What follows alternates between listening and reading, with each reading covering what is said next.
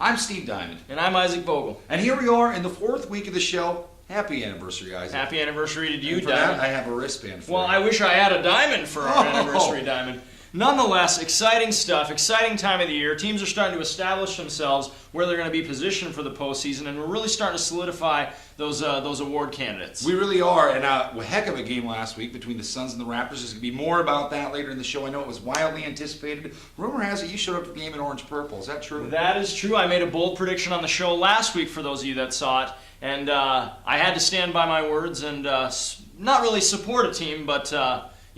Well, yeah, we got to back up what we're talking about. So now you and Plaxico Burress can chum together a little bit. That's right. Now, Diamond, before we get to the highlights, it looks like you've been on vacation. Did you get some sun this past week? I've been in the hot seat, and I'm ready to burn it up a little bit.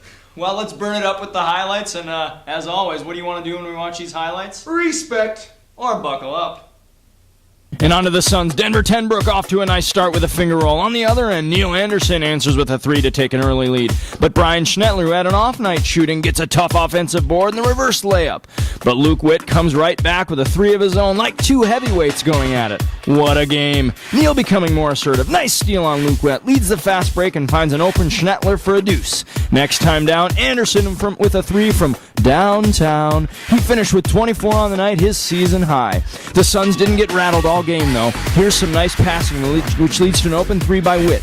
He finished with 20 points on the night. The Raptors pounded the ball into Wells throughout the night, and it paid off. He finished with 17 points and 9 boards. But Tyler Petrick's 3 starts a run for the Suns right before half. Chuck Simpson, who also had a solid game, knocks down a jumper. Tyler again slices through the lane to put the Suns up 13, 46-33. Anderson, not going down without a fight, banks in a 3 at the buzzer to cut the deficit to 9. In the second half, the Raptors trying to get back into the game with a 3 from Alex Weaver and another steal by Stephen Bradley. As always, Denver had a solid game. 22 points, 4 boards, and with major help from his teammates, he kept the Suns undefeated with an 85-72 win over the number 1 Raptors. And the Cavaliers jump out to a quick 4-0 lead with a drive and a layup by Greg Redenscheid and a short jumper by Corey Erickson. But it was all Bulls after that. Bring on the Stampede. Nice drive and a finish by Aaron Lays. A 3 by Mike Shields put the Bulls up. Ben Pruitt with a couple of nice moves and buckets in the low blocks. He finished with a deuce for the night. His second bucket completes a 15-0 Bulls run. Finally, a jumper by T-Wiz stops the run. Respect! But the Bulls didn't stop. No. They kept the pressure up as Laser hits a tough runner in the lane. Tom Harkman, trying to keep the Cavaliers within striking distance, hits a jumper, but all night the Bulls answered back. Here's some nice passing at Laser, an open baseline jumper. Gotta give the Cavs credit to go. They played hard all game. Lauren Foth hits a tough baseline hook, and Greg Redenscheid's jumper cuts the deficit to 7, 33-26. The Bulls, though, known for their tough defense, get a huge block from Matt McClintock. And you know what they say.